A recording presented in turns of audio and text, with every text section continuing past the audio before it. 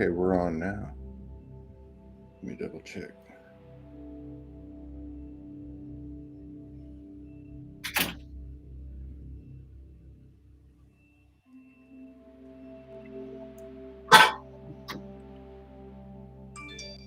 All right, now it's coming on. Okay, we're going live now. Oh, okay, very cool. It's coming. I need to double check though.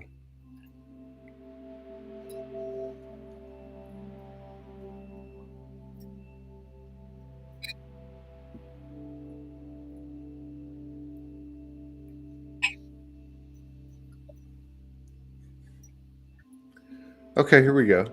It's coming. Awesome. All right, let's get this Mickey Mouse bubblegum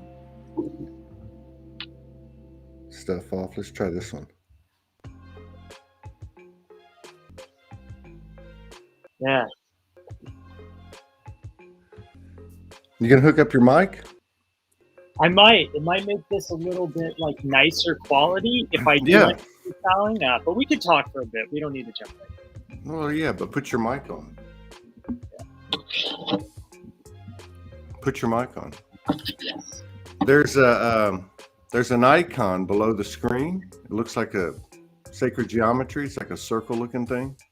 You see it? Below the screen. You see the mic. You see like a person, and you see a plus sign. Or no, you probably see a camera and a mic. But do you see this thing? It's a round-looking geometry. Yeah, settings. Go to settings, and you can set your microphone once you plug it in. Oh, sweet. All right. So the title of this show is "What the fuck is going on?" What the fuck is going on? So much. Just gets deeper and deeper, doesn't it? Yeah. All right. How do I sound? You sound the same. You got to set your mic. Well, Yeah, there you go. there. Yeah, I think we're good. Raise your gain. You have a gain on your mic? On your mic itself, on the mic itself. Does it have a gain? See if it has a gain, it'll pick up your voice from further away. Yeah. Do you have a gain? I don't know how all this stuff works. I just do it. But I think it's okay. I think we can roll with what we got. Well, Emily says, "What the fuck is going on?" Yeah. Yeah. Delia says that's every title of every show. Can you tell us how you experience living? Okay, that's from Unnameable Reality on YouTube. Yeah, how I experience living? Yeah, how can you tell us how you experience living? It's a good question. I think it's a good question. So living right now is it's really just, I guess, a lot of expansion, a lot of things changing for me. I feel like I've recently come into, I guess, kind of I came out of a very dark night of the soul that I was in for a few months. I was kind of riding this more of higher wave during the summer, which was incredible. And then kind of just during the fall, I was a bit more in this more... Could we actually turn off the music? That'd be cool. Yeah. I was in a bit more of this... dealing with, I guess, just lots of my habits and things. I went back to school and a lot of different avoidance habits and different things around, my purity and, my vibration, all kinds of stuff like that. So I kind of went through this harder period. And then recently, I think I've come to a lot of kind of resolutions with that stuff. And now I feel like I'm just taken off in a lot of ways. And I feel like a lot of those things that were holding me back, whether it be kind of attachments to other people, family members, or just certain habits and things, I just kind of know what to do with them. And I don't feel like I'm as attached to them. So yeah. A huge part of that has been the zero pointing, which I've been doing over the last few months, as well as that tetrahedron activation, which was just freaking incredible. And then since the then, octahedron. the octahedron, yeah. And since then, I did a session with Morgan, and she kind of showed me how to do different DNA healing, Yeah. and things like that during the session. And man, in that octahedron, I've just been doing some serious work. So it's been pretty wonderful. Far out, man. So Yeah. that's how you experience living. I don't know if it's how I That's experience a living. lead-in. It's what's going on. I'm trying to Yeah. get comfortable in my new chair, my bar stool. Yeah, I guess how I experience living is I experience just a constant flow of getting up and, going with whatever I guess kind of is going on with the day. Yeah. Yeah, so whether that be, you know, I guess lately it's schoolwork, but mainly the energies, which have taken me out of doing schoolwork a lot. And I've had to just zero in and focus on, whatever thing is kind of coming up, and then do clearings around it, meditations around it, different things, and bring myself into alignment. And then it's like, bup, bup, bup, bup. Now I raise up a little bit higher and kind of vibration. And then the next day comes and there's more shit, or it's a blissful day where my heart's expanding, or whatever. Are you ever just raw? Like raw, like just, Yeah. like almost like you're, what is it, a foal? Is a baby horse? Like when a horse is born, they're all wet and they can't stand on their legs. They're just like, like Yeah. just pure, innocent, I don't know, vulnerable,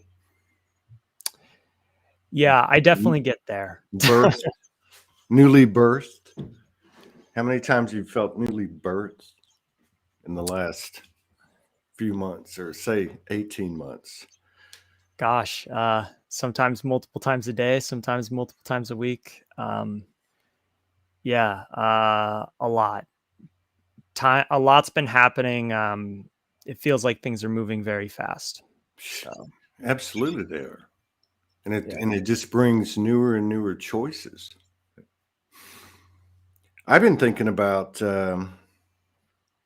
anything external that wants to hold me accountable to whatever, whatever dogma or whatever, whatever the rule of the road is, or whatever, without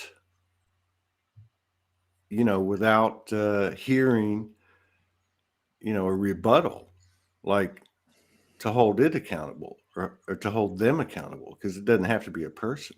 Mm, You know what I yeah. mean? It's like, why is it that I follow anything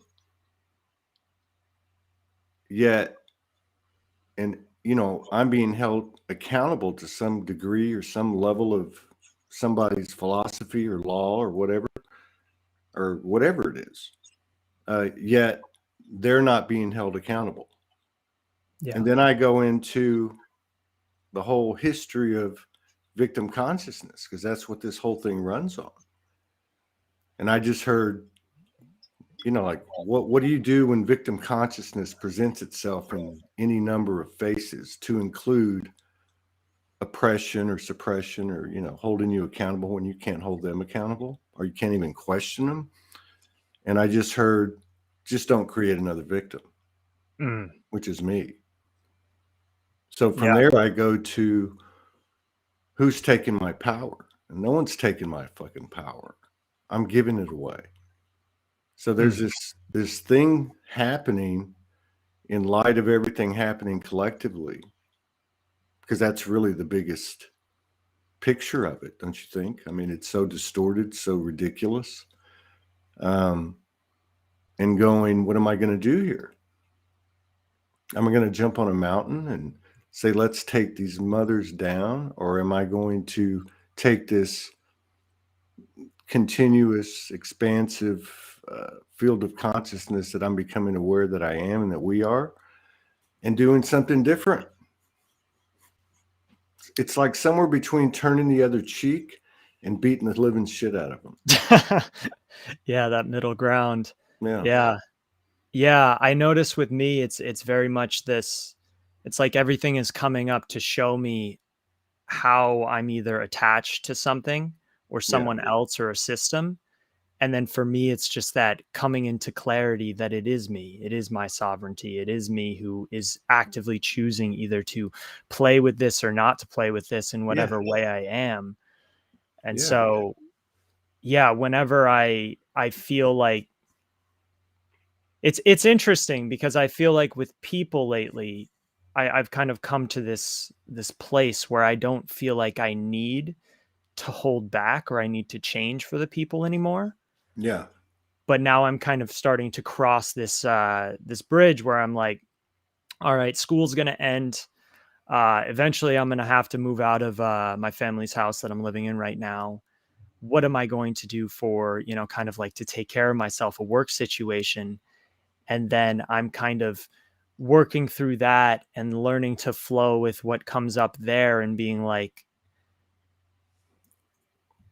because I have these skills, right? I have this ability to do all of this, different rap stuff, this poetry stuff, this dance stuff. I'm a writer, right? I have these skills that I've been developing that I've focused on, and they're, but they aren't necessarily realized to the sense where like I'm making money off those skills or anything, or I'm performing on stages. Actually, I just got booked to, well, I guess kind of perform at this person's event, which is really cool. How do you kind of perform? Well, You not kind of really perform. I'm gonna perform, yeah. But All right. yeah, and that actually came from my recent posts. She's been connecting with my posts, and uh, yeah, this woman Jojo, she's having Alan Steinfeld come Yeah. to Massachusetts, and so I know he's going to Alan. give a talk. Yeah, he was at Soulogy Fest. Yeah.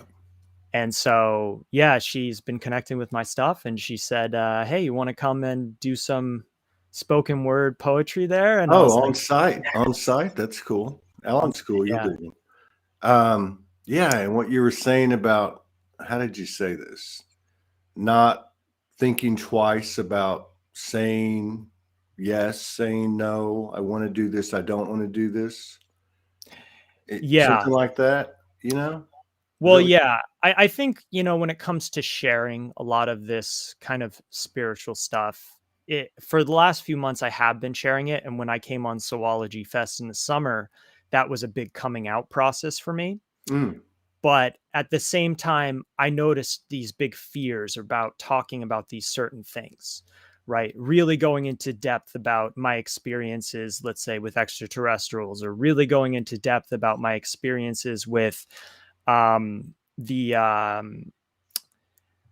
different, my understandings of the different religions, like the Catholic Church, or talking about kind of just what the hell's happening with humanity right now, and right, right. this false matrix stuff that's breaking down, and that I would post about it. And with my posts, it's very much like I sit down and a topic pops in my head, and then I'm just flowing and I'm pouring just flow onto the paper. And then afterwards, it's like, boom, here's what I've got.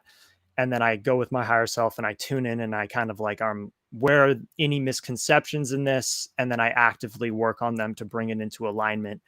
And then, if I feel like sending it, I'll send it. Oftentimes I don't feel like sending it. It's just for me. Right. But that's been a process of refining that over the last few months. And there's been a few posts that I put out there that were they just really hurt. There was a ton of fear there. There was a ton of discomfort around like, I know I'm pushing these particular people's buttons. I know that these people, either in my family or either in like, kind of my sphere of friends or different people, I might be bothering them by saying this kind of stuff. And, they don't resonate with this. And so I had these battles going where it's like, I am posting about it and I will do what source tells me to do.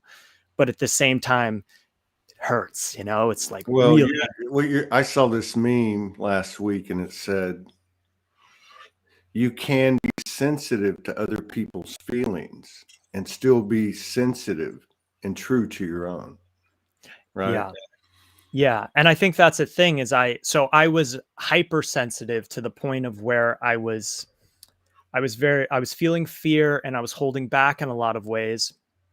And then recently I made a video talking about kind of my, I guess it was just I sat down, just felt like making a video, and it was talking about all of my spiritual experiences, or not all of them, but just how spirit is like everything to me.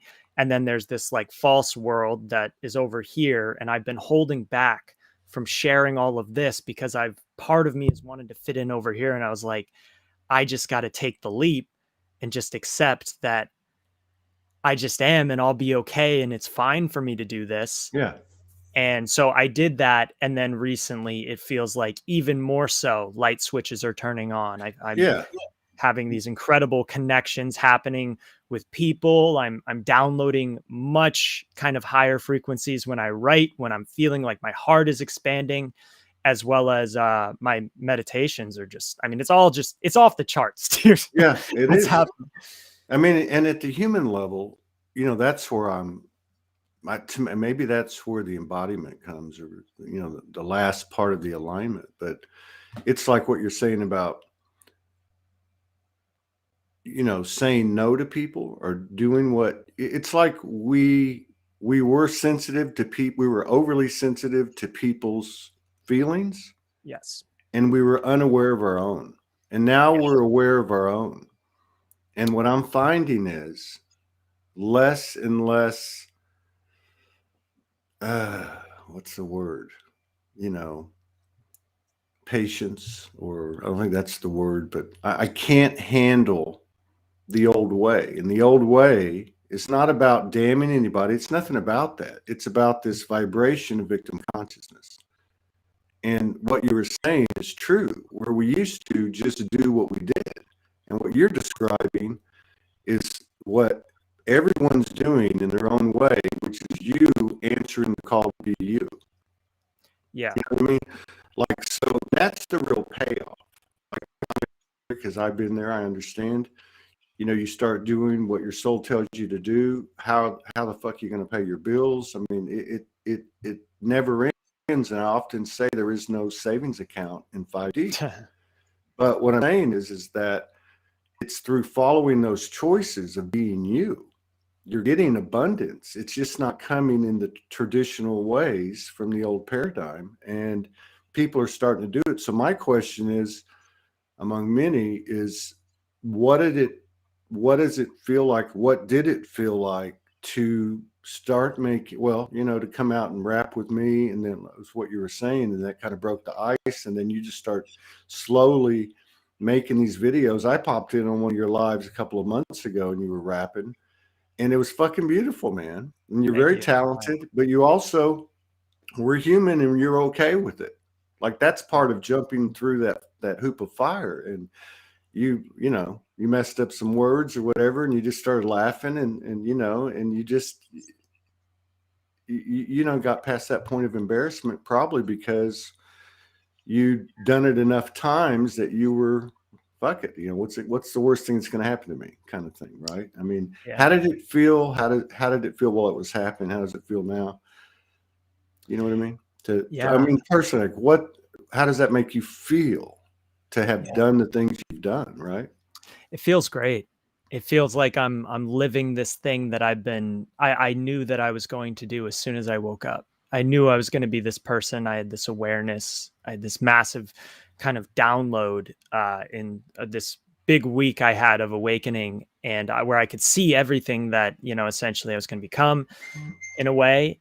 And it just feels like I'm really aligning with who I am. And as well as it feels like this massive creativity is just pouring into me. And I'm amazed sometimes by what I do. And I'm, so much so to the point where sometimes it gets a little bit like, am I worthy to share this? Am I worthy to put this out? Which has been a huge thing I've been healing the last few days. Big bunch of stuff around worthiness, which has been awesome. I feel like I've shed a lot of layers around that.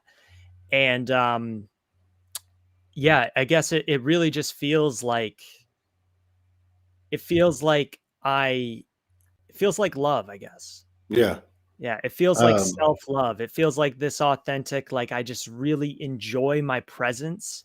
I right. really enjoy sharing my presence with people, and I constantly want to do it more and more, and I want to experience more of what it is. And uh, yeah, It's an interesting path to take. It's like spirit walks. Like, that was the whole thing with uh, the beginning of Soulogy on video was I went on spirit walks, spent time alone in that space you're talking about, you know, that so many people have found themselves in the last year and a half. And then just going, oh, I'm just going to do what I do alone and do it with people. But, yeah. I'm not saying that to bring my own situation up or my own Oh no. experience. Or what I'm saying is that it's an energetic template. It's a pattern. It's not in conformance with the old paradigm.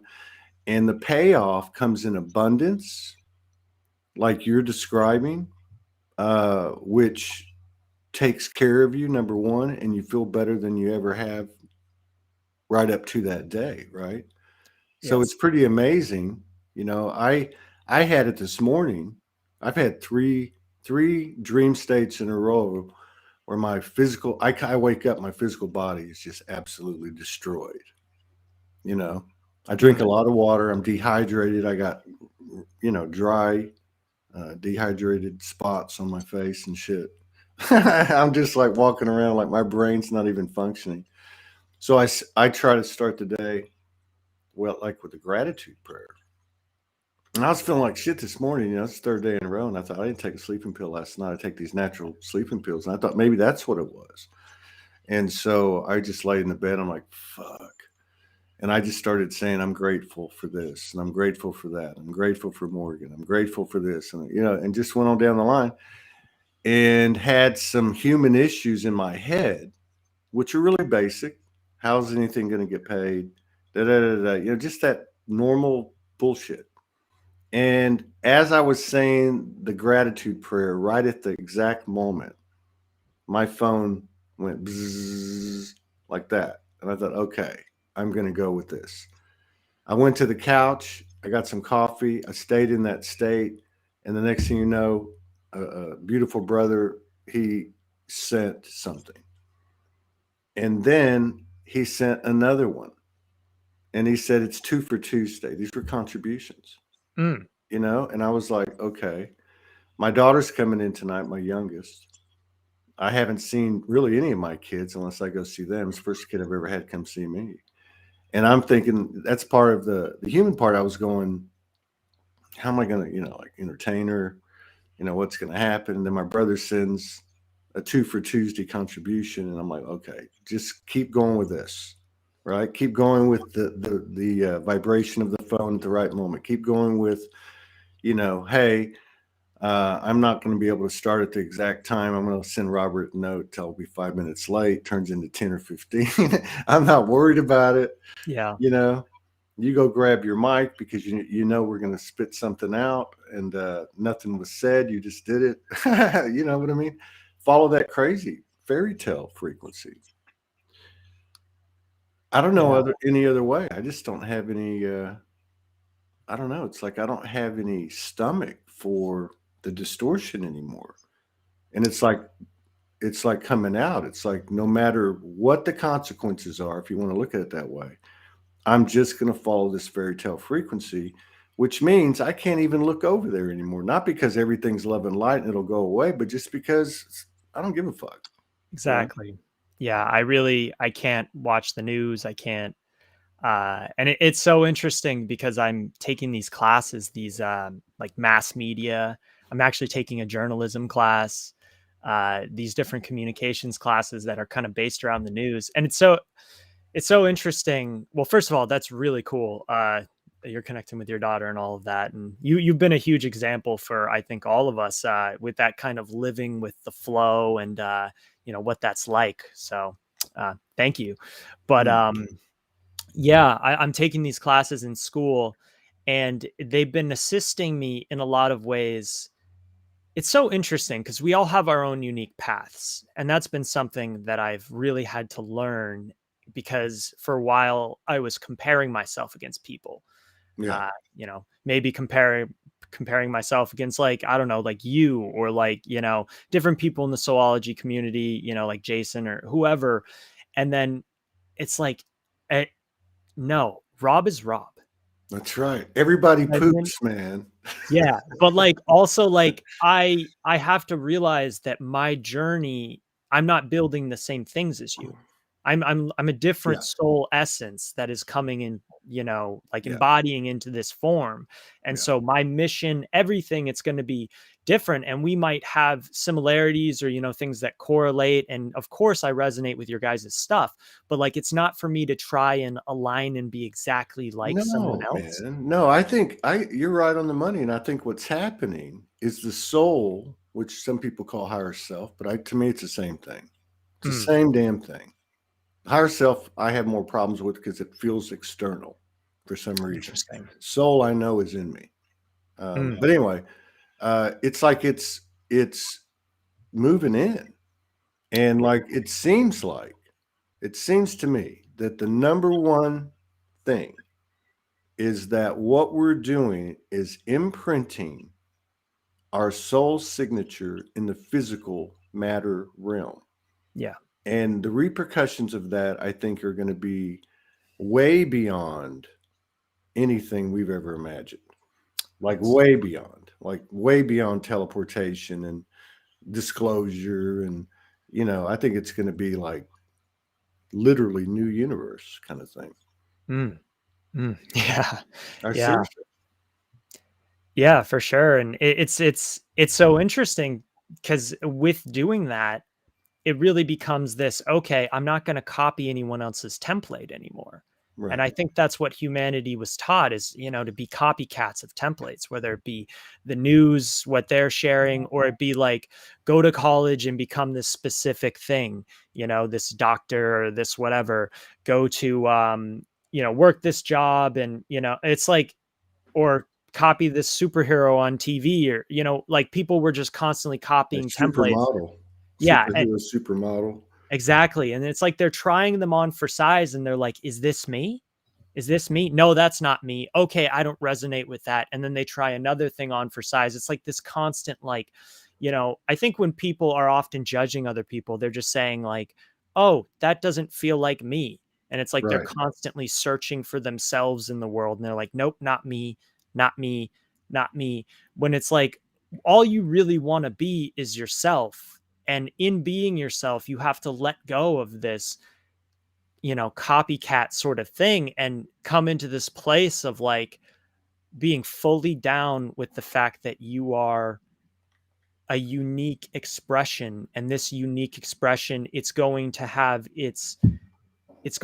essentially all of these things about its journey, the way that it manifests, like it's for me, I've had to realize that and learn to flow with these different things. And so part of that has been college in a way, which college came in and helped to teach me to become a better writer, helped me to clean up my writing because I'm dyslexic, which feels a little weird to say sometimes because like I am this, like, geez, like what do they know about higher dimensional consciousness, calling Yeah. people dyslexic or ADD, right? But I do see the world in, you know, a unique kind of way, and it did create issues with reading for me growing up. Mhm. But I see like multidimensionalness of like issues. And so college has really assisted me in cleaning up my language, cleaning up my grammar, and getting it so I can focus and zero in on specific topics and really just write about them and like dive into them, as well as like has taught me about all of these world things about, I guess you could say, lots of it being the false matrix, but like what is the issues with humanity?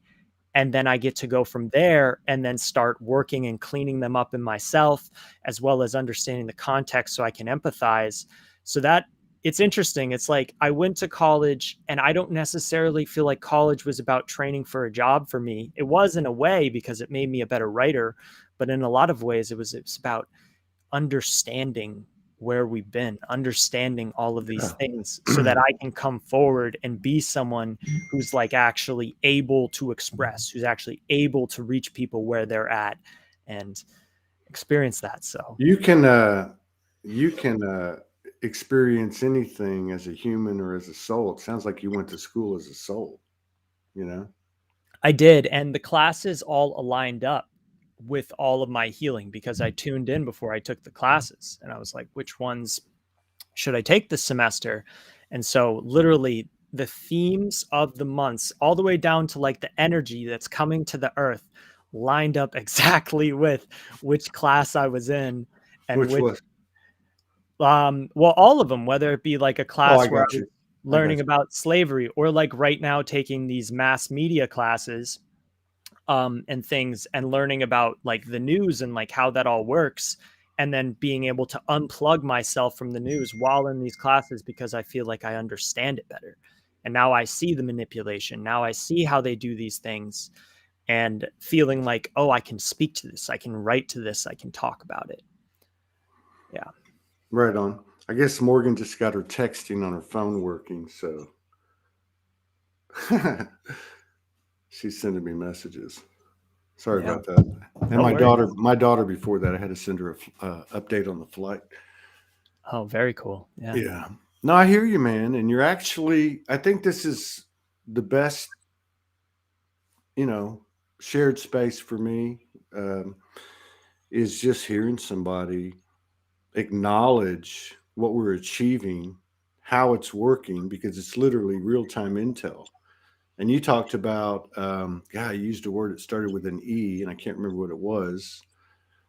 Oh, empathizing. Yes. Basically, and it just made me think about this when you were saying that.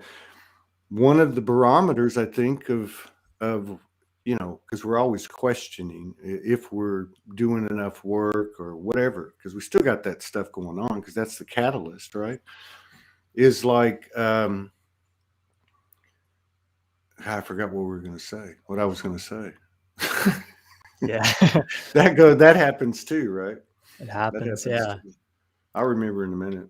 But yeah, I Oh no, guess. you were talking about empathizing, and I'm sorry, I remember now. And what I was getting at, if you think about your experience, you talk about flowing with what comes, which on one hand could sound like I'm adapting to, but really you're not. You're really working with. Yeah, Okay, it's but jazz. and it's like, that's what the outcome is. Shadow work, zero pointing, which has really moved into more of zero pointing, because I think our perspective has changed. We can see it less personal, so that's less shadow and more mechanics or mathematics or sacred geometry, whatever you want to call it. But the outcome is empathy. Like, I can honestly say today, I have empathy for many, many global and personal antagonists. I get it. I understand the perpetrator, no matter how horrific the perpetration is, has a story too, right? We're souls. We're not human. Yeah. And the thing is like, when we start treating each other like souls, the human experience is going to be way beyond anything we could imagine, or even the universe could imagine, because it hasn't happened yet. Yeah. Yeah. It's so interesting when you come to this point where you can see the distortion, particularly something that used to bother you, and realize like, oh, I'm not tapped into this anymore. And there's like this magical realization that's like, I don't know. I feel like the other day I was talking to one of our, I guess you could say, soul sisters in Soulogy, and I was explaining how earlier in the day I was seeing how we were all calling each other like brother and sister. Yeah. And there was like this thing that went off in my head. It was like, well, what if people think that it's like a cult? And then I was like, wait, I don't give a fuck. You Yeah, know? like a cult. And it's just like this excitement that shot up in me that was just like, oh my God, yes. Like all this. And it's not like, but it's not this fighting against I don't give a fuck, Right. which I feel like it's what a lot of people do when they say that. It's kind of like this, like I'm a rebel, like I'm going to fight against that type of like thing. It's like this actual like, oh no, I don't actually care. Right. Like you can think whatever you want to think. You can do what you're going to do. And I'm just going to flow in this space and be exactly me. And it's comfortable. Yeah. you know, and it's wonderful because I notice when I come around people now, they feel comfortable too, and even if those Yeah. judgments might arise, it's like they're able to flow through them quicker, Yeah. you know? And less and less is having to be said. Yeah. Okay.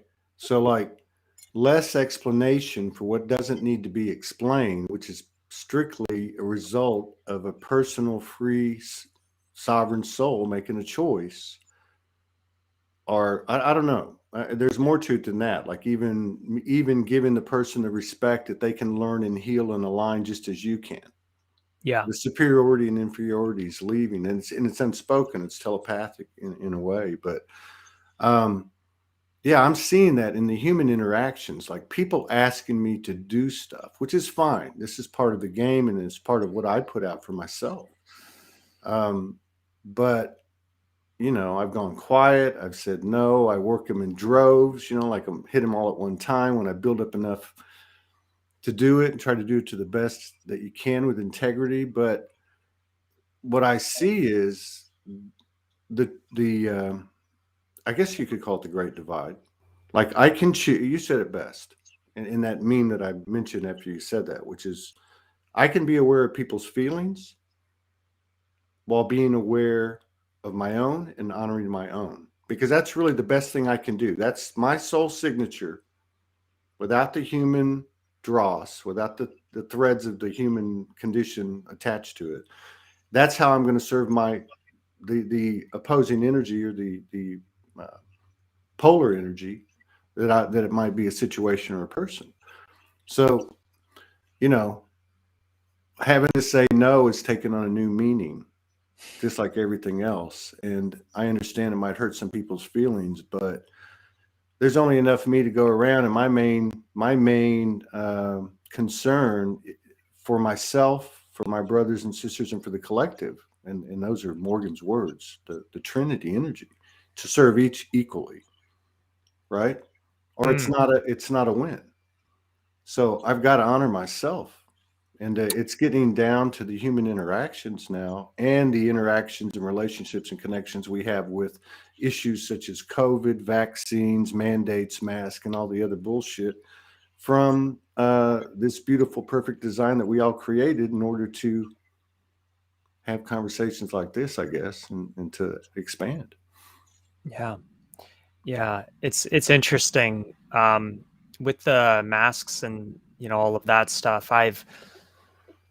There's like this tribe in Western Mass that I go out to, um, which is kind of cool. Like they're these very musical people, and some of them live a bit more hippie lifestyles, but tons of different, I guess, kind of like spiritual niches, and they do different things. But it's in Northampton. In Northampton, everyone's like super like wearing their mask and like obsessed, and and it's like I can feel the fear. You can feel that fear in those towns, in those places. And I've noticed, for me, at least for the last few months, I've had to kind of like step out and just be with me and not go to those places more. Also just not see friends and people who may not be afraid, but just really just spend this time alone. Right. And yeah, I guess I don't know where I was going with that, but I guess what I would try and say is like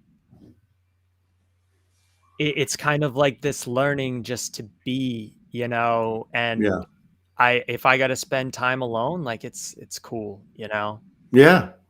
like I And don't got to be around people all the time yeah. anymore.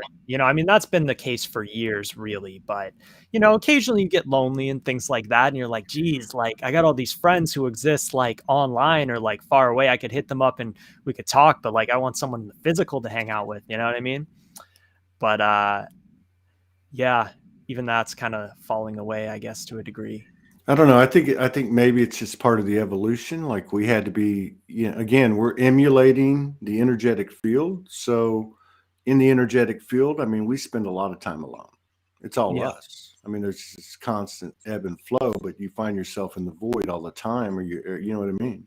But And that's what we're doing in the physical. We're finding ourselves, really a greater awareness of ourself. And with that, I think that soul signature starts to come out. I think that's why you have so many people that are starting to reveal themselves. Mm. You know, I mean, they really are. If you look at, Facebook light worker communities today, and if you look at it 5 years ago or 10 years ago, Yeah. and the world's got to follow suit.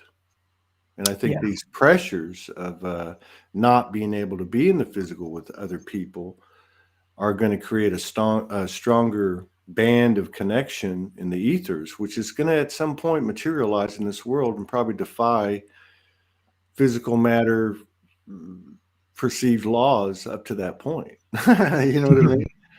I mean, Yeah. Morgan and I were at the same time, without conscious effort, or just we were just doing our thing.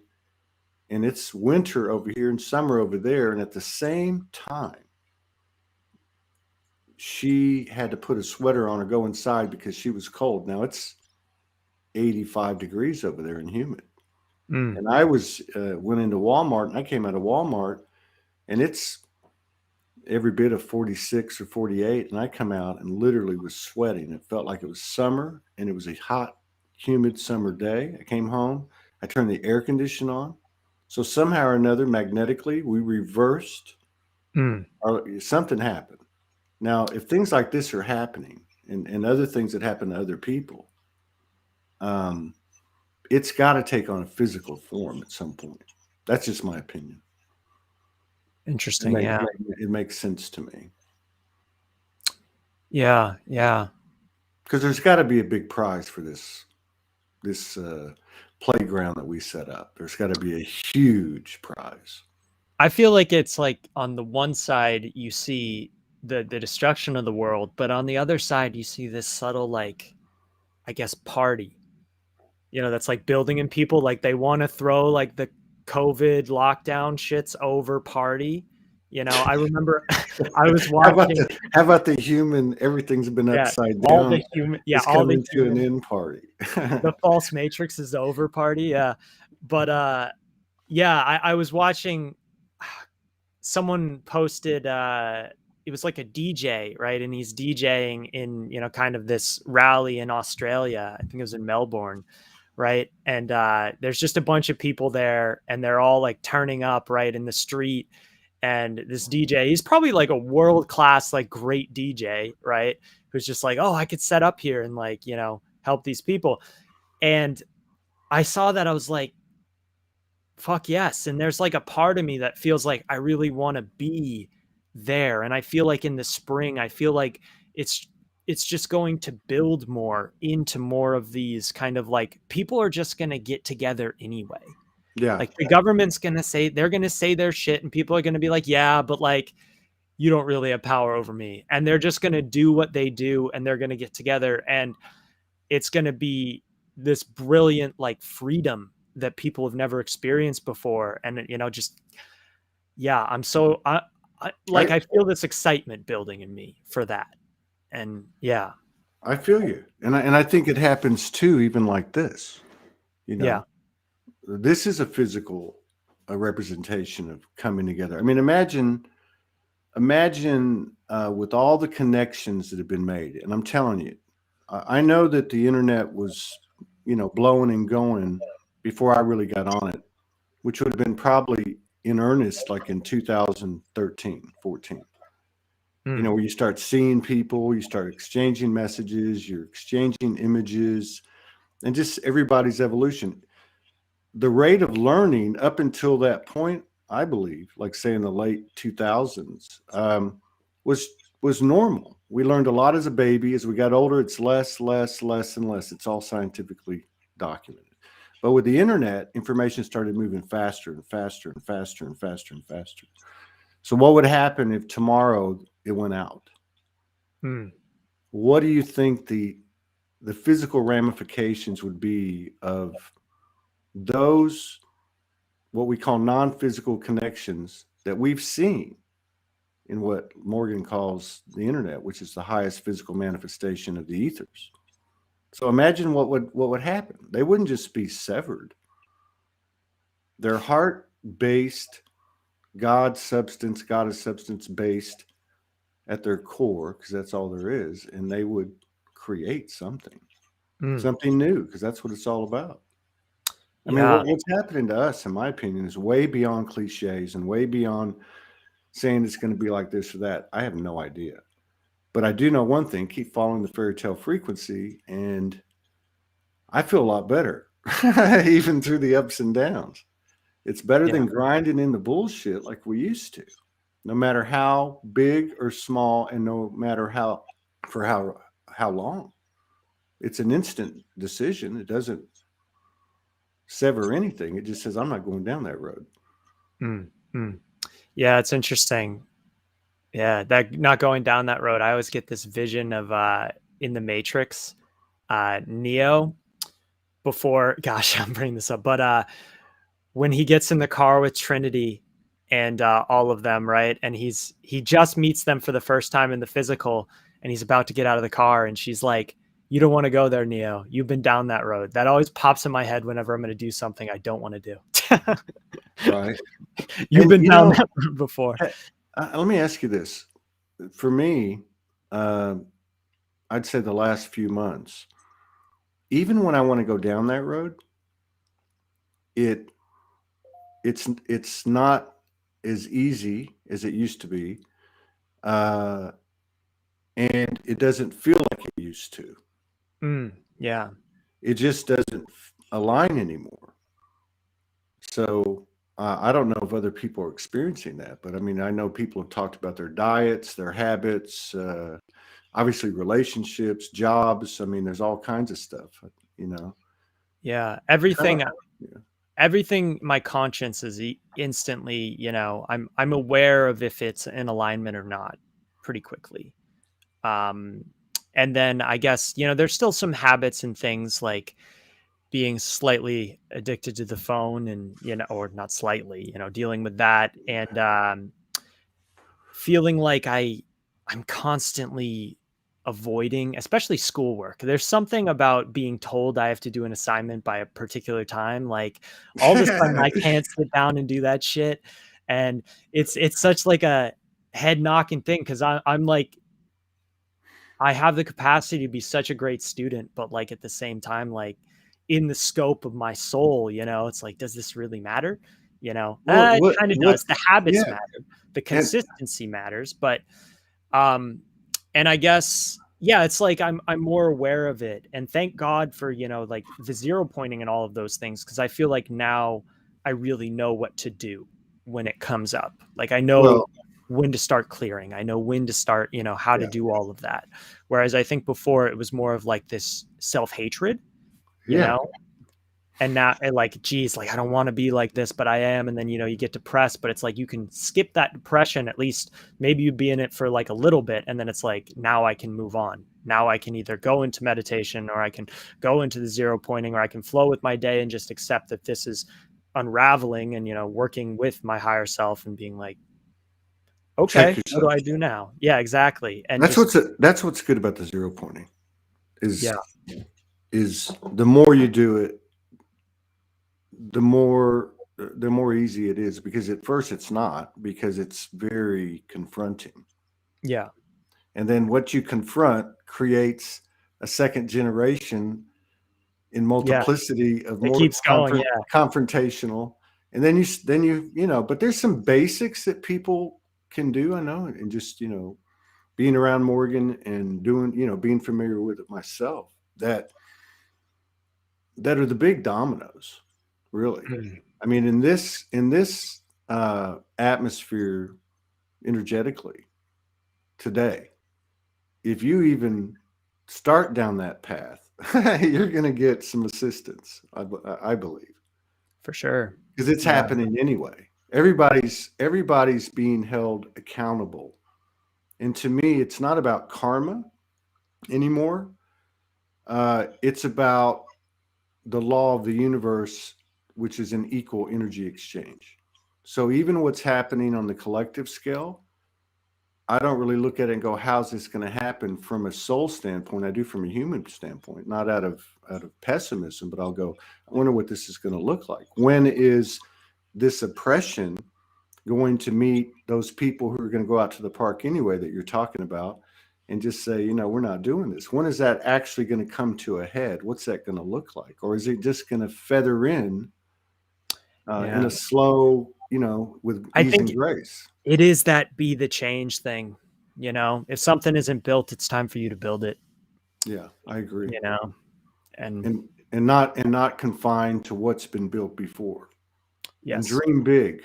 Dream fucking big. Yeah, because the whole rap thing, it was like, geez, I love rap music, but I can't. These rappers, I don't resonate with them. Right. You know what I mean? Like the stuff they're saying, I don't want to download that in my brain. So it's like, oh, maybe I could be that thing. You know what I mean? There's some good stuff out there. You just got to find it. But it's like everything else. It's solid. Well, now there is. It's in the minority. Now there is. 2 years ago, it was a bit. The commercial stuff. The commercial stuff now sucks totally.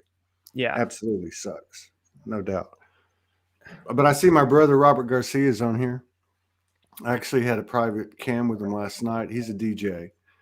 I can't remember the name of his YouTube channel. He gets on there with a buddy, and they scratch together, and it's badass. It's totally badass. There's all different types of themes to them, but yeah, some of that stuff that's undiscovered, like you know, I know a lot of people that are just freaking amazing.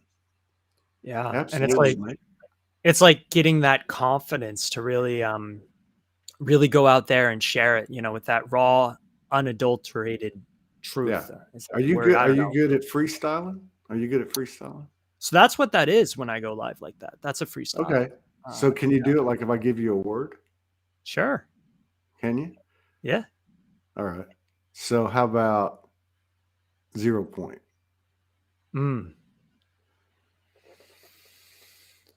The point of zero where you become your own hero. It's something that's like, well, I'm seeing something spherical, like I've been spinning around this issue, but maybe I could collapse it and stop going from, you know, I'm going to be on one polarity, then the other polarity. Now this thing is no longer scaring me. It's just me coming to this place of love, where I don't need to gift you anything and tell you anything like I'm this thing or whatever, and, you know, try and show up, like showing off. Like that was the thing like Rob was dealing with for a while, this facade on his face, acting like he needed to be this like god of this thing in this space. Why did he learn how to rap or spit or dance with grace? Because he wanted to amaze the people around. But even that was something I had to break down.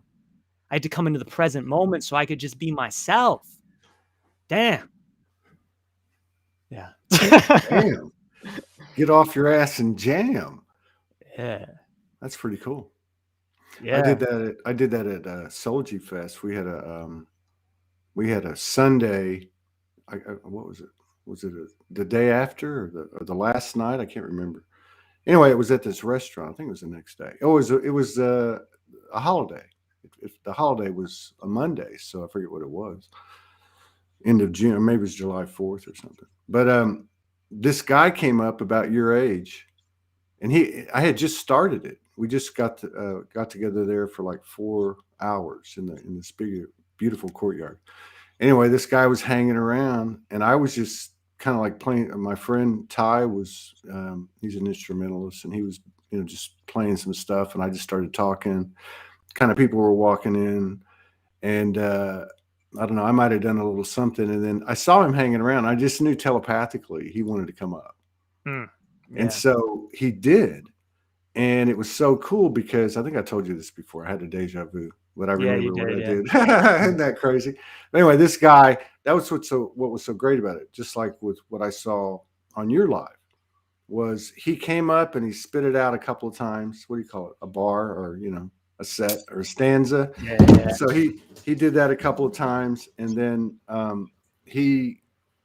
just spilled some water. But he messed up and he stopped and he laughed. But then he did 2 back to back that were just like mind blowing. Like actually watched him come out live totally transparently, and it was amazing. After he did the second one, I was like, no, dude, I'm not even going to try. I'm not Yeah. going to try any of that.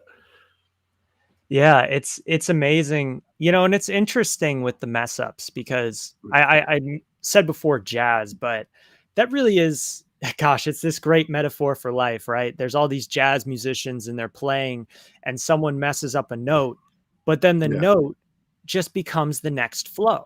Right. And that musician starts riffing off that note, off that Right. mess up, and now it's no Right. longer a mess up. It's this interesting, intricate type of flow that Yeah. you might not have ever heard before. And if they were playing something that was rigid and what they were taught in, you know, musical school or whatever, like they wouldn't be able to find this flow, No. right?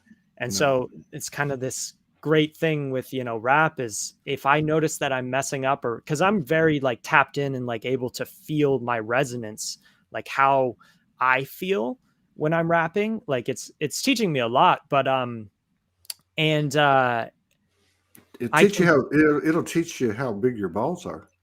yeah, but it's also like it's showing me like when I feel off, and then all of a sudden that just becomes part of the flow, and I just start talking about the offness, and I start expanding on this concept.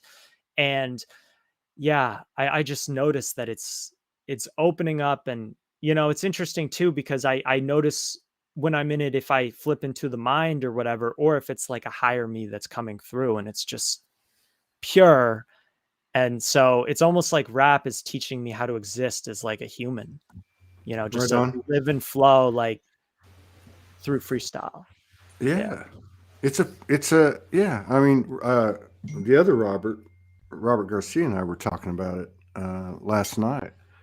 He was talking about how a DJ communicates non-verbally, and it's just this thing. You know, he's been plugged in for many years. We're talking about vinyl. Mm, You know, and he had like a family around him, literally and figuratively, that was like a living Akashic. So they all shared. And he was just talking about when a DJ gets in that zone, and they're actually communicating light code, and it's true. So I was telling him, hey, you know, wouldn't it be cool if like we just jumped on like this, and you had your, you know, turntable set up, and we just started talking, and then maybe started rapping, and maybe invited a couple other collaborators on from the audience, and mm, just see what happens. Because to me, that's the best, right? When yeah, everybody's just spontaneous. There's no scripts. There's no nothing. You know, it's just transparent and spontaneous. it is. Yeah, for sure. Yeah. I would love to freestyle a bit more if that's cool. Go I don't know, ahead, how man. long do we got for this thing? Are you have another show Man, coming this up? no, man. This is the only show today. It's just, and if it hadn't been you, I probably would have backed out of it. I was just like totally, you know. Sometimes you come out of dream state. This is 3 days in a row, and you just feel raw. You feel like that baby horse coming out of the female horse, and Yeah, yeah. it's like holy shit. And I cried some today, which was they were tears of gratitude. It was just like I was like watching myself. I'm like, what the hell? But yeah, we have all the time in the world. Sweet. Yeah. I actually forgot that we were doing, well, I thought that this was in January for some reason. I just like put that in my mind. So it worked out perfectly that you messaged me saying you were going to be late. So I got that kind of like 15 minutes or whatever to kind of center and just, Yeah, I don't know. I was already pretty centered. So it that's was pretty much what I was doing. Trying yeah. to center. Rhythmic, supersymmetric, all frequencies, vibrational messaging, sending and receiving. Yeah. Hey, I hey. was telling him that I haven't done anything in a couple of years. I mean, I've done stage, you know, performances, and they've been spontaneous. You know, just I'm going to release some of that and some of the Soulogy stuff. I just started working on it again. I was thinking about maybe even doing a like a what do you call it, documentary style kind of Mm, thing. Tell a story and, you know, just show all the footage. Um, but anyway, we were talking about it, and I think that's to me that's the best way. You just let's go for it, kind of sweet. thing. Yeah. Yeah, I'm downloading YouTube. I don't keep these apps on my phone, so but Oh, are you looking for music? yeah, I'm gonna play an instrumental from Okay. some of my favorite people, but it'll take Okay. a sec for it to come in. But Right on. Right on. um yeah, yeah. But yeah, it's so interesting how yesterday I've noticed with these things that I'm constantly, I guess, like I go through these windows where I'm not really rapping, and then I go through these like 2 or 3 week periods where I'm Yeah. just like really going in, and I get these downloads and these kind of like just how to do it. It feels like it's constantly changing and refining. And yesterday I felt like I got a bit more clarity on how to just be open to more what's coming through. So I'm excited. I'm excited to share. Yeah. I used to think and rhyme all the time. Like I couldn't even write without rhyming. And it was there has to be some kind of, I don't know what you would call it, a beat or rhythm or pattern or something. No Mm, matter what. I don't do it as much as I used to. I do it when I write, but I don't even write that much anymore. But certainly, like when I was thinking, like for 3 or 4 years, it was always that way. And it's kind of there, and I'm hoping it kicks back up. Collaborating with you or Robert, the other Robert, or heck yeah. anybody else. Yeah. I'm so excited to collaborate with people more. I particularly in the Soulogy community, because there's something about when I used to go, I recorded some tracks in the studio and like a professional studio, and Really? I did. It was a few years ago, and I only released one, and I wish I released them at the time because they were more of an accurate representation of me at the time. And now they kind of aren't, So it's like, how could I release something that it just doesn't feel like me anymore? This is in 2017, but having a producer who's not really down with everything that you're talking about, like you can feel their energy, their vibe, and it just F's with the music. It F's with what's coming through. So there's something real Mm. special about having like a serious, someone who really gets it, Mhm. in the Yeah. room. And then you just build up. I mean, you see these rappers, they have like a big posse and they're kind of creating this energetic presence while they're Yeah. rapping. Yeah. There's a reason why they're doing it. Yeah. Absolutely. Robert was talking about. What was he talking about? He was using the imagery of, let's say, the metaphor of, it wasn't a metaphor, but two DJs playing off each other like him and his partner do on YouTube. And he said it goes beyond, I don't know what word he used, but like goes beyond collaboration. He used the word hypnotizing. Like there's this, and I've had that happen quite a few times when I've been on the road and I've run into people and we just they usually have an instrument, right? And yeah, or like that time I was telling you about at the restaurant after Soulsy Fest, that dude and we just went back and forth. And it was cool because it was two different styles. His was more like yours. Yeah. Yeah, jamming it's so magical. Like Mm-hmm. it's such a, especially especially someone who doesn't have to play something that's written by someone else. When people can present moment create something, that's when, the magic really just yeah. I think that's why drum circles are cool. Oh, they're so great. Yeah. Yeah, they can be cool. All right, so I guess I'll go off now. Go off, man. Go off. Let me know about the sound quality. All right, hang if on. like the music's too loud or No, you're good. Don't worry about it. I'll tell you. Okay.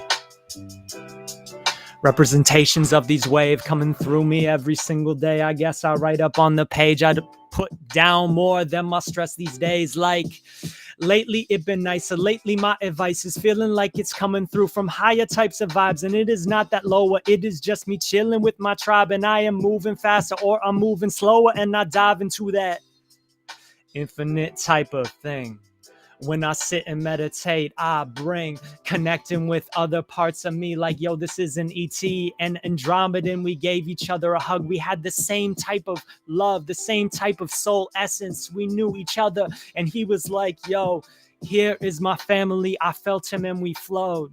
It was amazing. And lately it goes into these different places where I am in tune. Like I can fly up through higher spaces, but also sitting on the ground, humbling myself right now. It is just so amazing. And I think I used to try to be someone who always could, like show up and be good with the people in the room. But lately I am not so consumed about what they think. It's more about how I feel it's real. Yeah. You learn to chill. You learn. I guess that is why we go through these things that had us so concerned. And these bridges we burn. These bridges we burn sometimes are blessings. I was stressing about that stuff, but all of that depression from a past relationship was something that it was helping me to understand me, so I could be free. And then when I got that 0 pointing, I let go of that like even more. And now I see that I was always on my road, and now I'm speaking. Why? Because I guess it's fly, like the soul that comes through, it wants to do what it does. And I am just sitting here being myself. Yeah. Working on my health. In many ways, I've been working on my wealth, but that's been changing. I've been something like it used to be about the money. Now it's more about these connections, and it's about the loving and about the purity. Because lately that purity is really blossoming in me. Like I don't even need to go there with a girl. Physically, it's like just the energy is something so amazing. It's been building up. And I learned that I don't need to release all of that love up in the moment. You just sit with that subtle type of sensual vibe and breathe it up. And it's like, yo, these people think they need to always have sex to have an orgasm, but they do not see that the energy will just build and build and build and build up in their field. They do not need to release because they are addicted to this feeling. Like the feelings will come. The energy will vibrate, yo, it will hum and it will help you inside, but you do not need to come. You could just keep building, keep feeling, keep building it up. Yeah. And that's love. That's what's up. Yeah. And we adjust. Yeah, we adjust what's coming through. Ooh, the mic is falling down, but that's okay. We'll flow with it. We'll go with it. Yeah. My homeboy's fly. He don't even have to try. Yeah. I'll ride with him until we do or die. Yeah. Yeah. You know why? Soul vibe. Soul vibe. Yeah. Same soul tribe. And that tribe is online. It's on fire. Hey. And we came here to shine. Yeah. From the shadows we shine. From the shadows, all the stuff that we unrattle. Now we much, much more than, well, I was going to say cattle, but I don't want to call them that. They're just people doing their things, walking across this map. But lately, it's like we can be exactly who we are and do not need to be what they said. Oh, right on the music, man. That was cool. Yeah, it was a lot of fun. That was cool. You always know when you always know when you're on the right path because the last note ends with the last word, right? Yeah, for sure. Yeah. Here, I'll do. Yeah, do another one. Yeah. It's funny. After I came on last time, I was like, dang, like I want to go in next time I come on Todd's show. So I'm like, maybe I could go in. Yeah, go in. But yes, I love you jumping in. Yeah. It's a lot of fun with that. I'll keep my words to a minimum. No, jump in. We'll see Throw what them happens. out there. Yeah. I'm very rusty.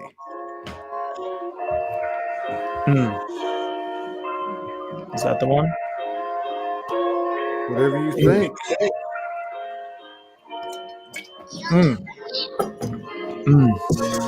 Asking, tuning in, not average. I've been doing this. This movement is like something I'm eating cabbage. I was over there just eating something nice. I made myself this food. I kind of dove inside with my consciousness. I was sitting there like blessing it. It used to be about the words, what I would speak up to the food, but lately more, it's just my energy, just connecting in that moment before I put it in my body. You learn through working with these different things. I've been doing different types of Jedi types of things up in my life, like I used to tune in and feel into. Like, was it open? Was it closed? Just to find out where my clothes or where something that was lost was up in my room. But then I saw that I could zoom out. Now it's more just like I've been looking all up around the grounds when my dogs got lost the other day. They were up in my yard. I thought they ran away, but they were actually at my house. So I sat and I meditated. And I zoomed out and saw it all as a map and saw exactly where they're at. And I debated for a second. I was like, I was just there. They can't be there. What's happening? But then I went back and I saw it unraveling. Like, they were in my dad's car. It was weird. But it also was this confirmation of all of these upgrades and parts of me that are coming through. These skills and these abilities and all the stuff I never knew that I could do. Yeah, remote viewing. Hey, with the movement. Yeah. It's a little bit of thing.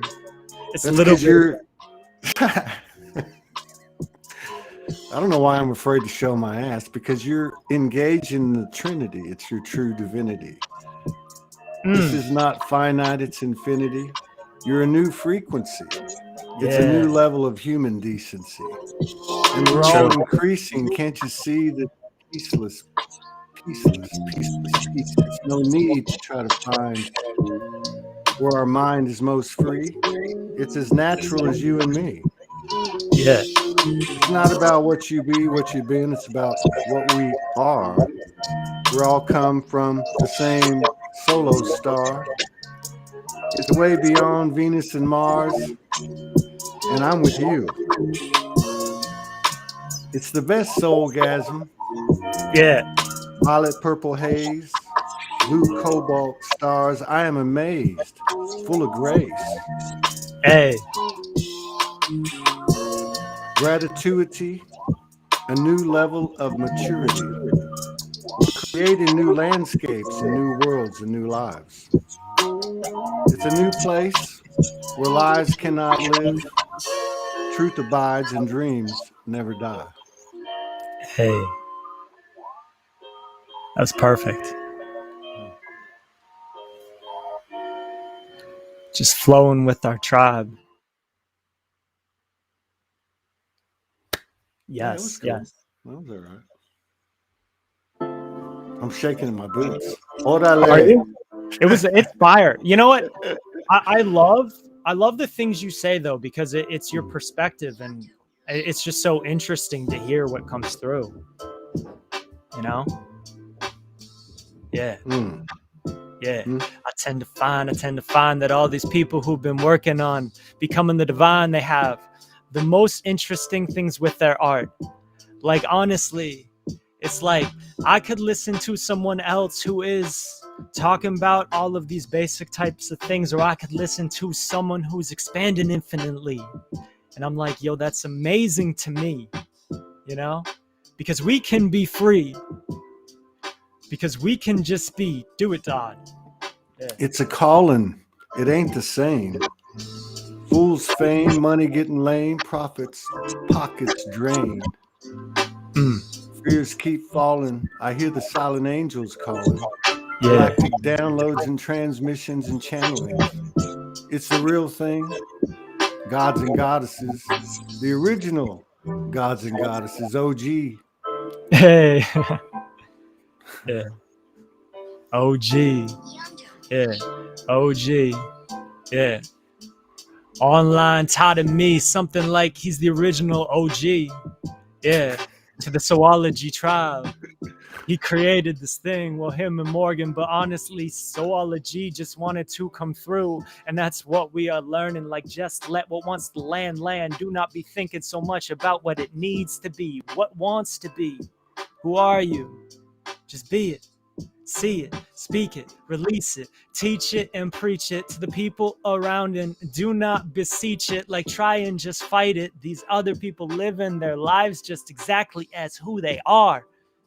No more need for that. Yeah, just be yourself and let them be themselves. Yeah, and release at that. And it's not so dark or hard. Sin stars, spaceships, rainbow colors, fairies coming down. Yeah. All these hybrid human souls, red, black, white, yellow, brown. Hear the rainbow sound. Time to integrate, time to ground. We've been finding what we found. It's a new universal sound. Moving to higher ground. No more getting down. Not in the old way, but in the new way. Yeah. Let's get, I don't want to go X-rated, it's too early. The new way. Just went somewhere. The new way, it's a new wave, and this is how we play. We come together and it's almost like we download each other. Like when you come together with another person in the soul tribe, like you could spend like hours and hours and hours sharing your powers, and then like, it felt like a minute, it felt like 5. Like, what is time? Honestly, it feels like it is so aligned that this is where I want to be, you know? Like, I don't want to be doing something else.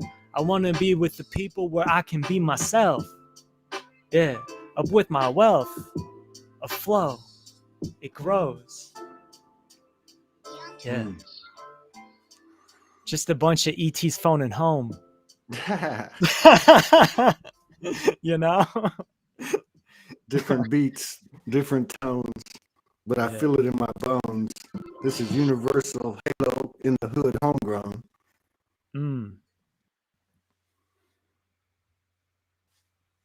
I'm feeling this. This is dope. I'm shaking in my boots. Yeah.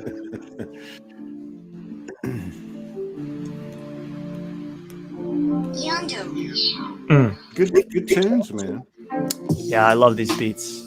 Like, I can feel the consciousness of the person who created this. Like, there are some beats that I can't even go with, but there's sometimes I come together with this type of producer who makes something that's a mover for me. It's moving energy in all the ways that I could just speak. So I let go and flow.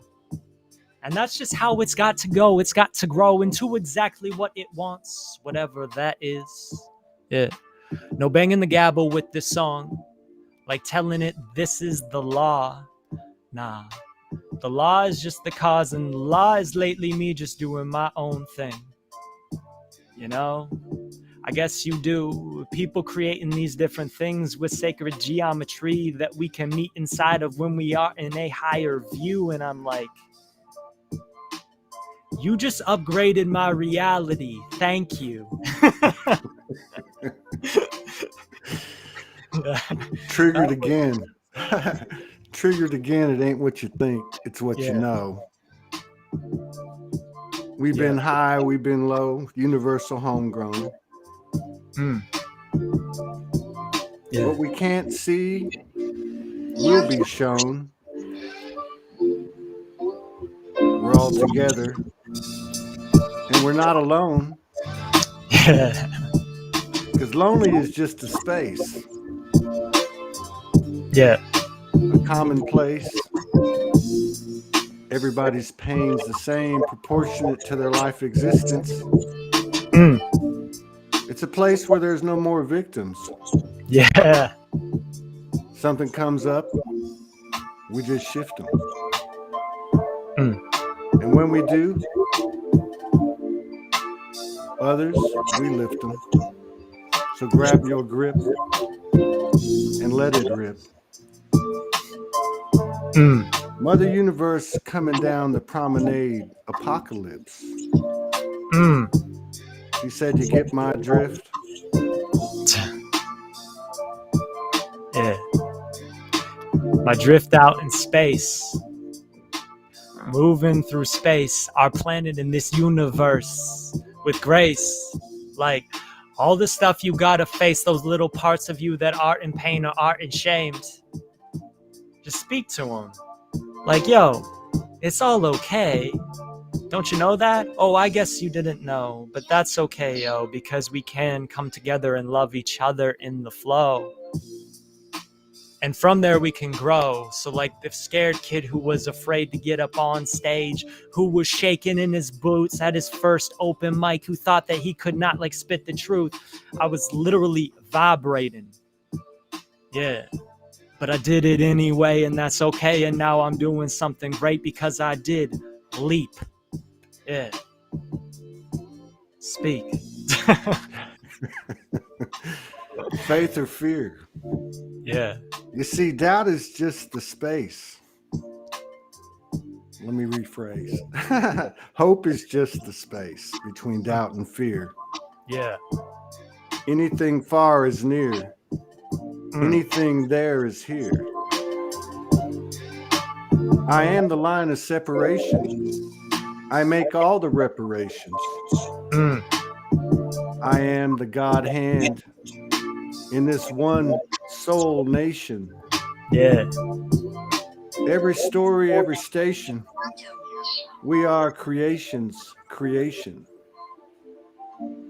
Creating new levels of universality, multiplicity. Yeah. Yeah. It's pretty good way to get alignment. Yeah, but you know, there's a lot to be said for you know, Facebook's interesting. There's a lot of people that damn Facebook, and you know, we've all been there, but what a gift, man. Oh, yeah. What a gift. I mean, like, what I find really interesting with myself over the years and with other people, which is amazing to see, is that, you know, everybody has, to some degree or another, and there's no comparison because what it is what it is, put out a persona.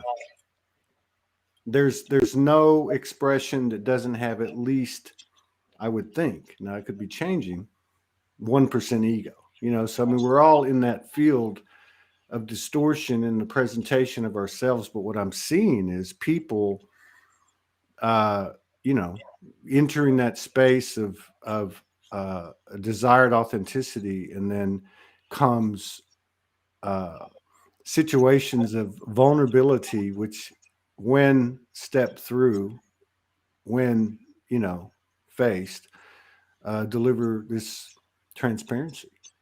Yeah. And that transparency is contagious. I see that as the, you know, when is the human most in its power? When it's most vulnerable. And then that's when, like, you know, when you beyond surrender, beyond resignation, and you say, fuck it, I'm here, let's see what happens, rip the Band-Aid off. And then that transparency is mind-blowing, because that's what people from a soul level emulate. We have something to go on. It's like somebody took the lead in this moment, and somebody's going to take it next, because they're going to remix what Robert just did, and, you know, whatever, you know, it's just going to continue to expand. Nobody's on point because we're all on point. Yeah. So Yeah. I'm noticing that's been something I've learned about, you know. I guess I'll share. I don't, you're like, there's not, everyone has at least like 1% of ego. Sometimes I debate whether, you know, trying to define myself as ego, but yeah, being a catalyst for people to express themselves. Like, people are coming to me sometimes who have issues with expressing themselves, and it's helping me to work through my issues, but it's also helping them to work through their issues. And it's like this beautiful kind of dance, and like almost like magic that I guess I'm developing, that I have, you know, where it's like, I just can do this, like, somehow, you know. And then as a result, it's like these people come to me, they're just like, you know, it might be like this woman who's just incredibly consciously activated, and oh my God, is she radiating love and like the most like beauty and everything, but she's like struggling to like share that. And it's just like, oh, here's all of this. And then she shares with me her purity or her downloads or whatever. And it's like two souls come together and like, you know, merge for a bit. And then we both go off our separate ways. And then it's like both of us just significantly upgraded. Yeah. And I'm sure you've had many, many experiences like that, Todd, but but you know, I remember when I met Morgan and she introduced me to merging, like conscious merging in the ethers. And I remember saying to her, we're always merging, you know, and she's like, yeah, that's true. I mean, we're always merging. And where are the most frequencies present? It's in the human to human interaction. That's where you have the potential for the most presence of the most frequencies, because you have all that we have, plus you have the opportunity at a conscious level to be present in the physical world with the mirror that you're standing in front of, let's just say. And so what is merging? To me, if I listen to Morgan and I listen to other practitioners talk about how they do a session, they first and foremost do their very best to open up their field as wide as they can. So what is that? Vulnerability, transparency, frequency, and then the collaboration, if you will, is then expanded based on the level or degree that the other person does the same.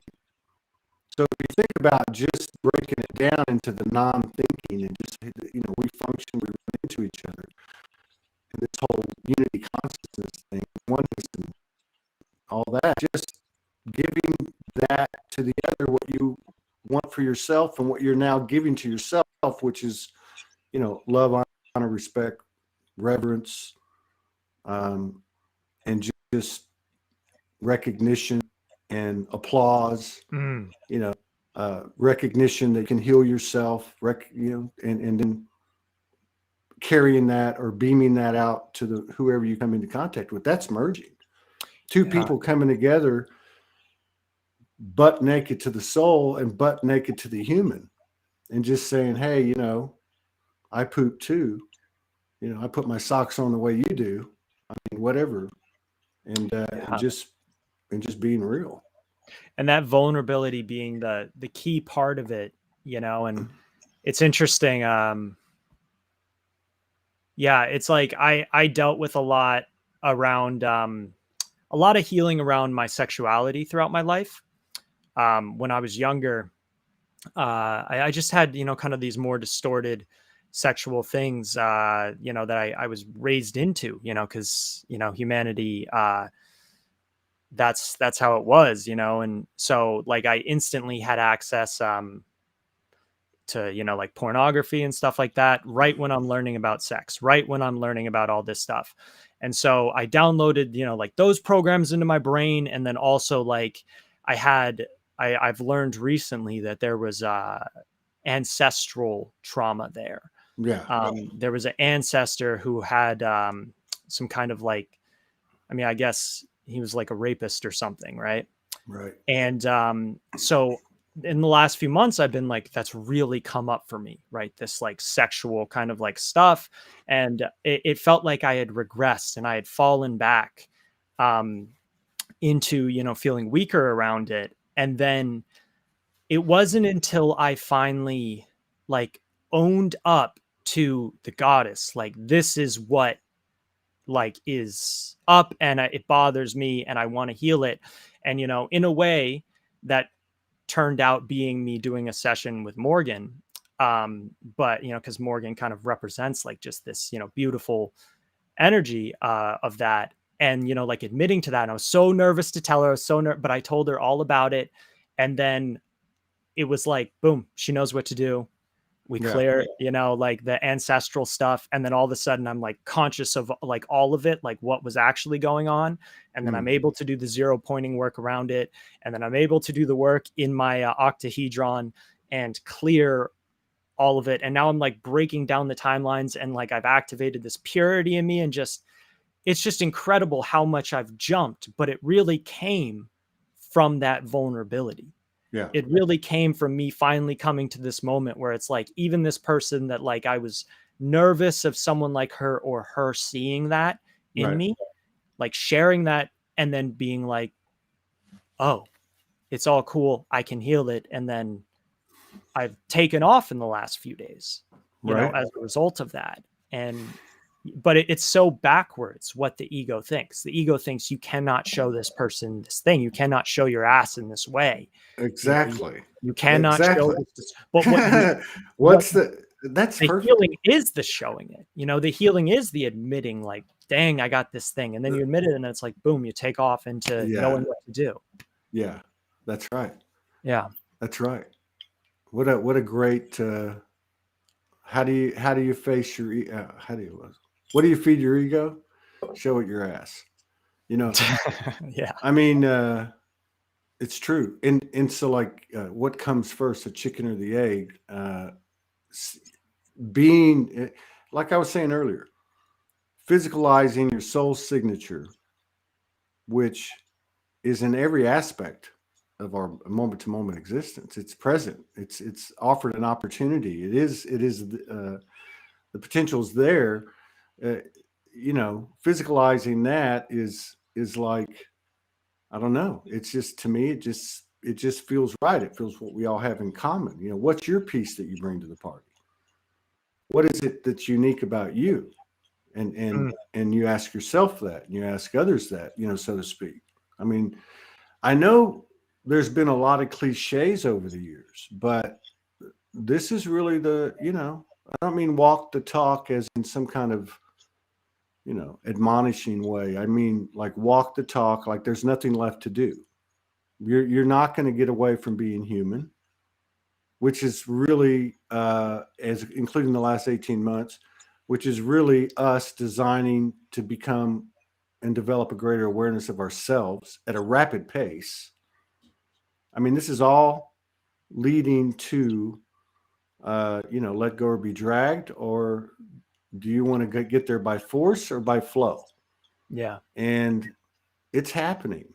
So, and I think we're being given the opportunity to I guess in other words, enjoy it, relax, you know, and go with it. And yes, it's a fairy tale. And yes, the only thing that's an impediment is the old ways of thinking, however you want to describe it, the projection of the old way of thinking, which also in that projection you can see it being deconstructed. It just looks like it's pretty wild, and just keep following that fairy tale frequency, because, you know, it would only make sense to me that, you know, like in the old adage of it's always darkest before the dawn. I mean, I guess you could look at it. The polarities are going to continue to you know, have more space in between them, and somehow or another, this thing clicks, and there's that pole shift. Mm. You know, Morgan put up this post because we had this experience the other day with the temperature, and she had seen, you know, before I met her, I had seen later when I met her, and just I saw like two cones, like an infinity sign, but they're cones, and how in this case it would be her coming from one end, me coming from the other, headed towards the 0 point, which is the little space, the little, you know, the little tube in between the two, and then now we're passing each other, actually going inversely into the other person's life path, so to speak. Yeah, I saw that. Now this is really a image and a metaphor for everything, right? Yeah. And then as the two polarities fully embody and understand, or, you know, whatever the words are, empathize or experience what the other has, you know, with not just their own level of comprehension, but what they've gained from the experience with that other energy, then you get to the other end and it flips. And so now the fat end of the cones are connected, kind of like an octahedron, if you looked at it from a 2D standpoint. And that space that's the 0 point is the widest berth in the whole experience. You know what I mean? I mean, so that's what I see happening. I feel like it would make sense that we're going to have up to a point this extreme continuing expansion between polarities, and then there's a flip, and the flip can come at any time for any one of us. That's kind of how I see it. Almost like we're in a Forrest Gump bubble, or we need two of us. You know, two or more. And I think it's already happening. I mean, based on the session we did afterward and what she pulled in, that's what happened. Like there were many thousands, I think she said millions, that have done this. And we know everything is energetic, but it's taken a physical form. And I still believe, and I've been saying it for most of this years, I think we're going to see people doing what we considered supernatural things. Certainly in our lifetime, and I feel like within months, could be weeks. Yeah. Could be tonight. I love it. Could be I tonight. love it because you're pushing that envelope, you know, all the stuff that you and Morgan do, like you're really pushing that envelope and bringing it in. And then you get everyone on the Soulogy tribe. We're all tapped into the awareness around that now. I do love that, seeing the two cones flip. That's such a brilliant way to describe it. It really does turn into that. Yeah. Yeah. I think it also, that, and I'm not just saying that, and it's way beyond Morgan and myself, and it's way beyond Soulogy too. I mean, Soulogy is as I've always understood it. I mean, because if you look at what are we talking about? What are we experiencing? What are we becoming more aware of? There's no dogma, there's no doctrine at all. And that's what I was first told about Soulogy, as being another word for Holy Spirit or life force, energy, or whatever you want to call it. So that's what we're dealing with. And so like you were saying earlier, everybody brings a piece. Like you did the same thing today with your rapping. Yeah. It's what Robert Garcia was talking about when we talked last night. He was talking about the DJs communicating code through their alignment with what I would kind of call, between what we're talking about is like the awareness and inspiration of the awareness in the now moment. It could be Stevie Ray Vaughan playing the guitar, being in another zone. It could be you rapping. It could be whatever. It's our soul signature being imprinted into the physical realm. You know, it's like the ultimate pyramid. Yeah. 369, like, you know, like we're going to be jettisoned into literally a totally different reality. The interesting thing about that session that we did is when we went into the 3D thing, and it wasn't either one of us leading, we just went in together.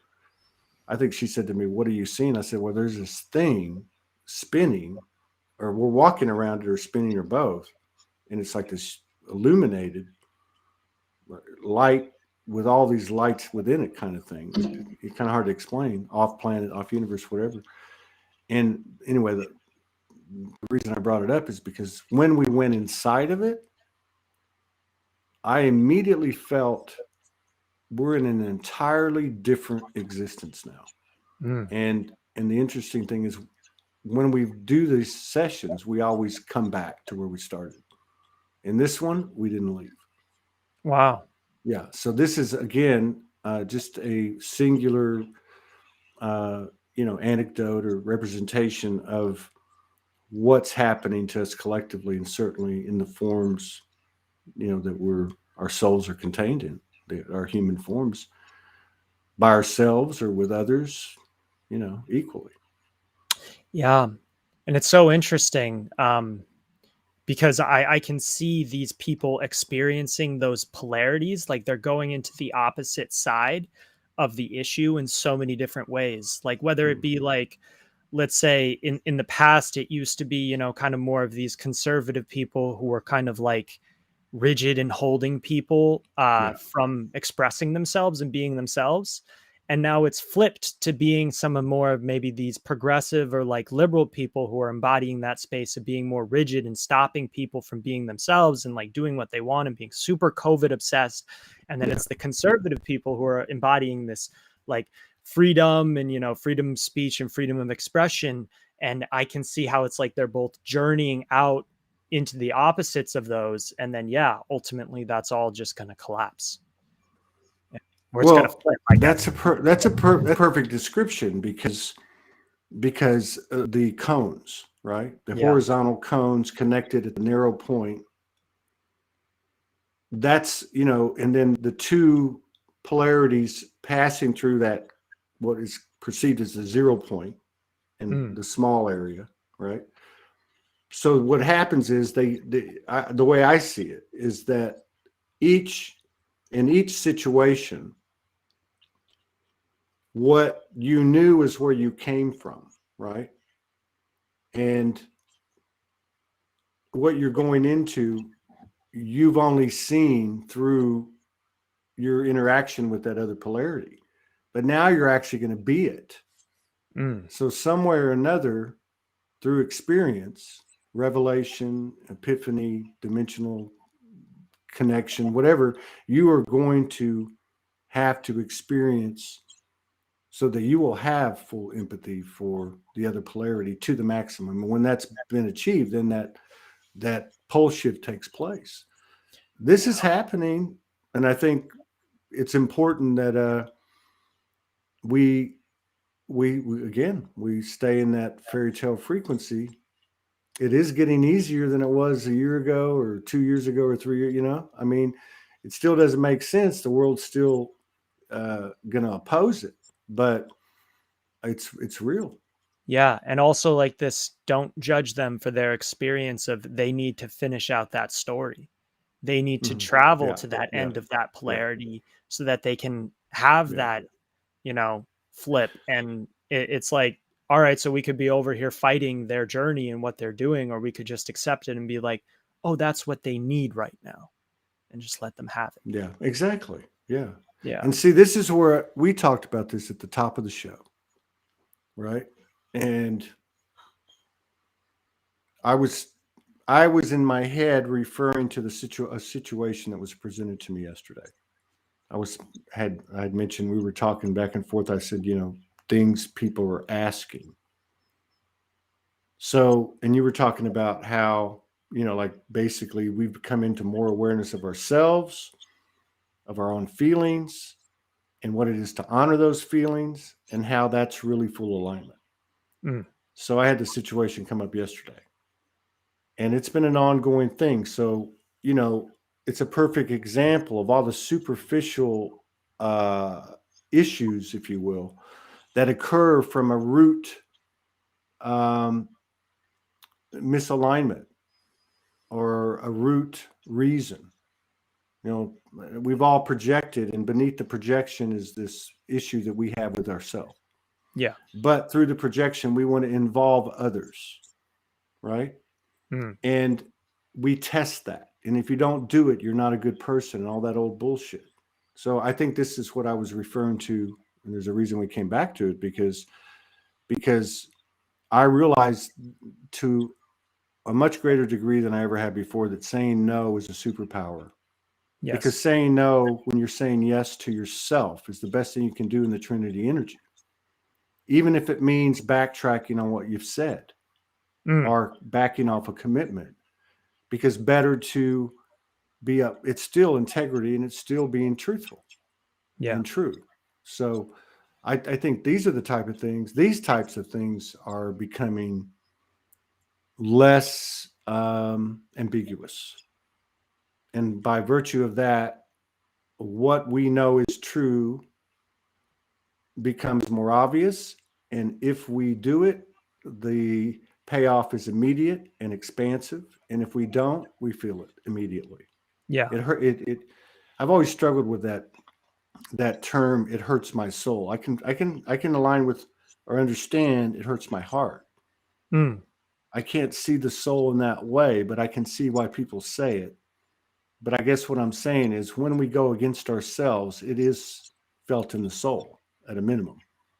For me, I can see where not being true to myself, basic, and I can say being a slave, but that means like a victim. But like if I Yeah. want to make a choice to engage what I know to be at its root a victim consciousness scenario of my mirror, then I will look at myself, what's going on with me, and even if I can't get there, I can say what is the best choice for me. Mm. Because if I go do this, I'm going to have to really fortify myself in order not to be affected, because I feel affected now by the thought of doing it. Right. Mm. If I don't do it, I will still have to contend with you didn't do it, and all the programming that goes with that. So I don't know. I just feel like we're at this crossroads continually. There's not multiple paths. There's two. Yeah. To thine own self be true or not. And don't, this is Todd talking to Todd, don't bitch, moan, or complain that someone took your power away. Yeah. You may not have done this A, B, or C because of the influence of whatever, but the fact is I made that choice. Yeah. And what really hurts is you having made that choice. Like the anger isn't necessarily coming from like, I'm angry at them. No, I'm angry at me for doing this because of them, or because of what I thought that they would think, or I thought that they would, whatever. And it's like, ultimately it's sadness, it's anger, it's suppressed stuff in me that wants to come out. And it's like, it's bursting. And that's why it feels like pain. Yeah. That's why it hurts. Cause there's these blocks that are like, it's like this door, it wants to come out and you won't open that door. Yeah. But as soon as you open it, it's like, oh, I'm here. And it doesn't always have to come with thinking. Like 2 or 3 nights ago, I had an experience where I laid in bed after, let me go to bed now, lay flat on my back. I'm going to connect. I'm going to relax. And all of a sudden I got this,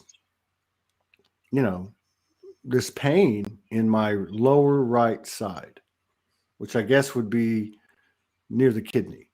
And it actually moved. It moved from my right testicle, actually, now that I remember, up into my kidney.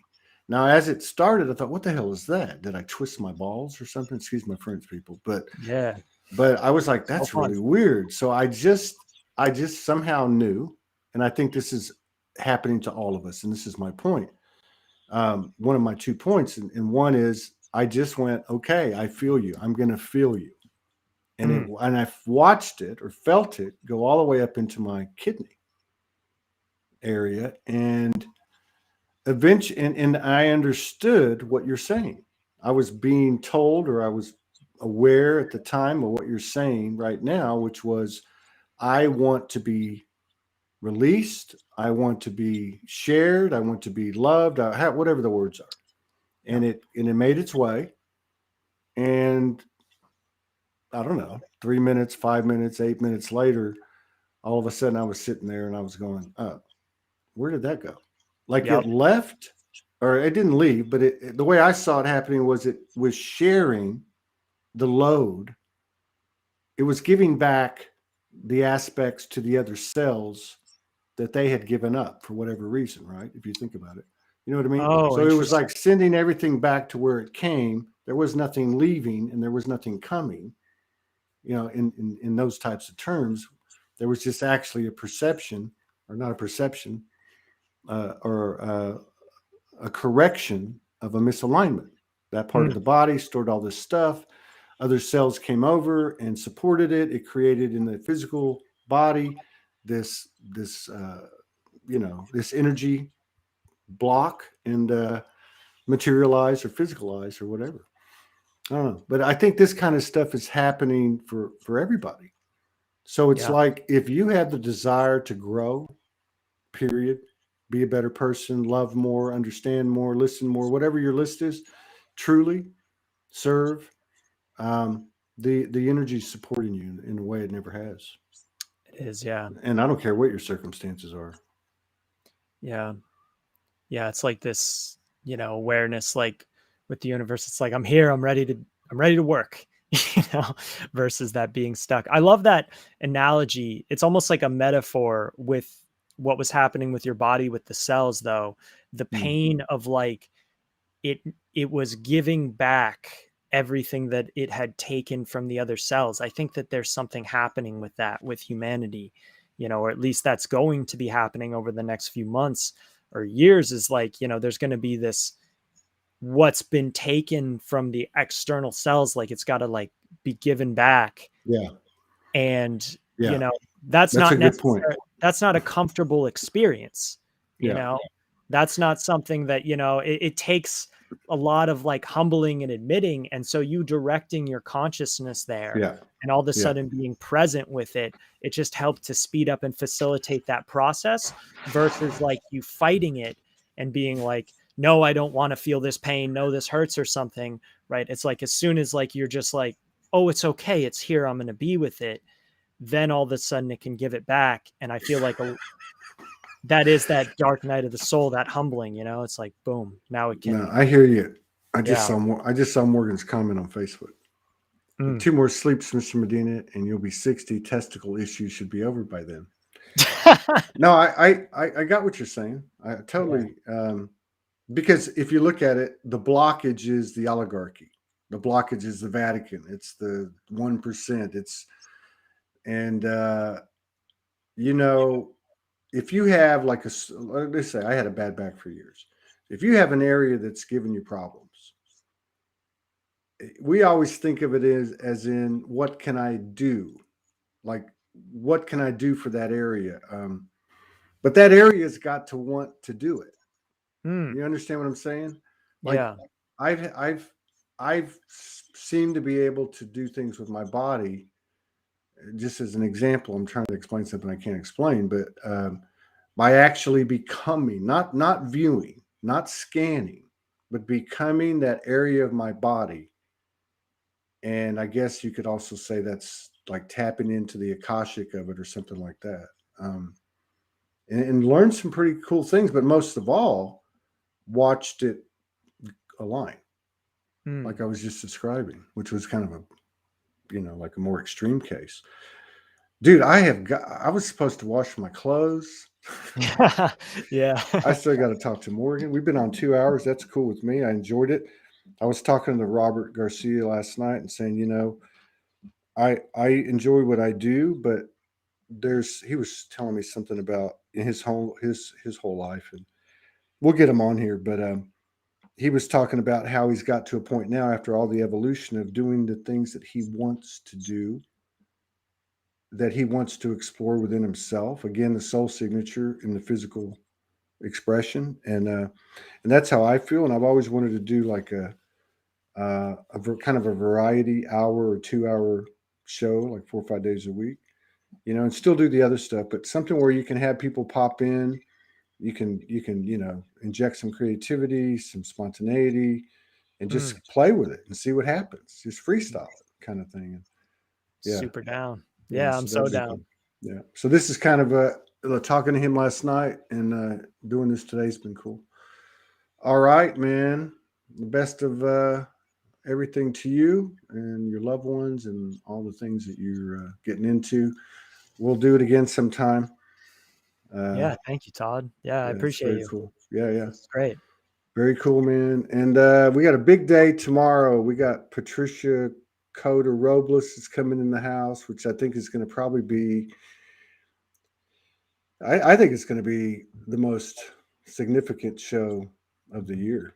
And that's considering all the shows with Franco and David Icke, but I think because of the timing and because of her database, her intel. And we also have Ty Hudnall's coming on. He's a wizard, and Ryan McKelzadek, who has been on once, and people just absolutely connected with him, and so we're going to see what tomorrow brings. And Sunday, I think Hung and I are going to jump on for a little birthday broadcast at some point, but we'll get the word out. Awesome. So peace out, brother. And thank you for allowing an old man to try to stay up with the young buck. No, I loved it. I see you all as it's interesting. I feel like I see the youth of all the people in Soulogy, youth and also like serious wisdom. So Right yeah. on. Right on.